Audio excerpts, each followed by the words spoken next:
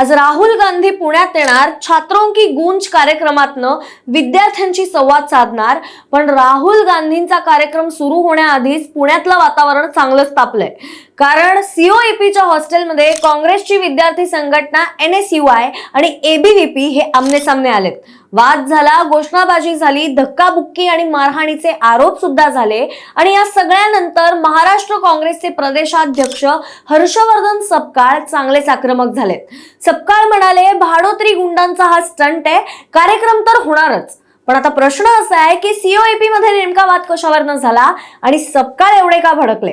नमस्कार, मी अनुष्का आणि सगळं सांगते. पण सुरू करण्याआधी आमच्या चॅनलला नवीन आला असाल तर सबस्क्राईब करा आणि माझा हा व्हिडिओ आवडला तर लाईक, शेअर, कमेंट करायला विसरू नका. काँग्रेसकडनं विद्यार्थ्यांच्या प्रश्नांवरती देशभर संवाद साधण्यासाठी छात्रों की गूंज हा उपक्रम राबवला जातोय. आणि आज म्हणजेच 22 ऑगस्टला पुण्यात राहुल गांधी या कार्यक्रमाबाबत विद्यार्थ्यांशी संवाद साधणार आहेत. पुण्यातील AISSMS कॉलेजच्या मैदानावर हा कार्यक्रम होणार आहे.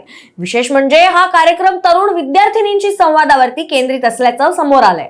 मुलींचं शिक्षण, सुरक्षितता, रोजगार, परीक्षांमधील गैरप्रकार आणि विद्यार्थिनींच्या इतर प्रश्नांवरती राहुल गांधी संवाद साधणार आहेत. पण काँग्रेसचा असा दावा आहे की हा कार्यक्रम कोणत्याही एका पक्षाच्या विद्यार्थिनींसाठी नाहीये. म्हणजेच भाजपचे विद्यार्थी आले तरी चालतील, काँग्रेसचे आले तरी चालतील आणि कुठल्याही पक्षाशी संबंध नसलेले विद्यार्थी आले तरीही चालणार आहे. नोंदणीसाठी बारकोड देण्यात आला होता आणि नोंदणी केलेल्या विद्यार्थ्यांना कार्यक्रमात प्रवेश दिला जाणार असल्याचं सपकाळ यांनी म्हटलंय. पण याच कार्यक्रमाआधी पुण्याचं वातावरण चांगलंच तापलं. शुक्रवारी संध्याकाळी पुण्यातील सीओईपी तंत्रज्ञान विद्यापीठाच्या हॉस्टेल परिसरात ABVP आणि NSUI शी संबंधित कार्यकर्त्यांमध्ये वाद झाला. ABVP कडनं कार्यक्रमाविरोधात घोषणाबाजी झाल्याचं वृत्त आहे. यानंतर परिस्थिती आणखीन चिघळली. काँग्रेसने आरोप केलाय की काही विद्यार्थिनींनी माध्यमांशी बोलताना कॉलेजमध्ये 3 वर्षांपासून शिष्यवृत्ती मिळाली नसल्याचा मुद्दा मांडला. हाच मुद्दा त्या विद्यार्थिनी राहुल गांधींसमोर मांडला होता असा काँग्रेसचा दावा आहे. आणि त्यानंतर या विद्यार्थिनींना कार्यक्रमाला जाऊ नका म्हणून सुद्धा धमकवण्यात आलं. इतकंच नाही तर त्यांना हॉस्टेल आणि कॉलेजमधून काढून टाकण्याची धमकी देण्यात आली असा आरोप महाराष्ट्र काँग्रेसने केलाय.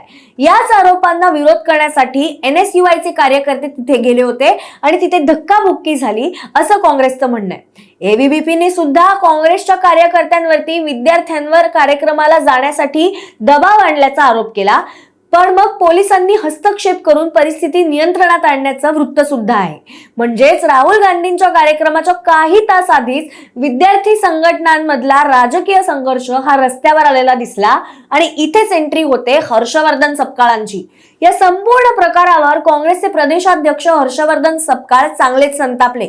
सपकाळांचा थेट आरोप आहे की कार्यक्रमाला विद्यार्थ्यांचा मोठा प्रतिसाद मिळतोय आणि हेच पाहून विरोधकांच्या पायाखालची जमीन सरकली. म्हणूनच भाडोत्री गुंड पाठवून कार्यक्रम उधळून लावण्याचा स्टंट केला जातोय असा आरोप त्यांनी केला.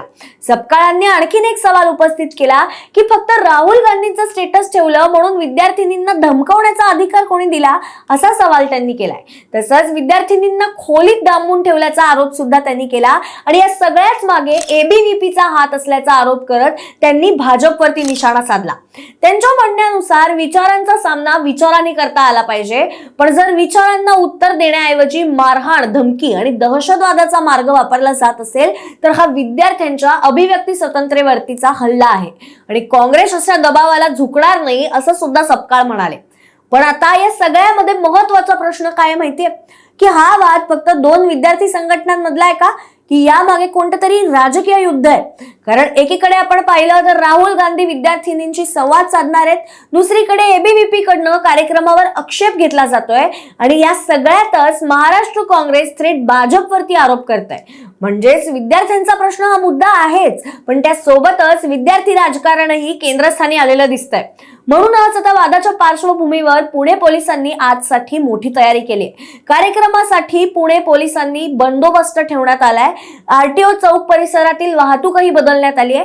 कार्यक्रमाला मोठी गर्दी अपेक्षित असल्याचं प्रशासनाकडनं सांगितलं जात आहे आणि काँग्रेसचा सुद्धा दावा आहेच की कार्यक्रमासाठी खूप मोठ्या संख्येने विद्यार्थिनींनी नोंदणी केली आणि म्हणूनच आज पुण्यात नेमकं काय घडतं याकडे सगळ्यांचं लक्ष लागलंय. हर्षवर्धन सपकाळांनी मात्र एक गोष्ट स्पष्ट केली आहे की धमक्या जरी आल्या तरी छात्रों की गूंज थांबणार नाही.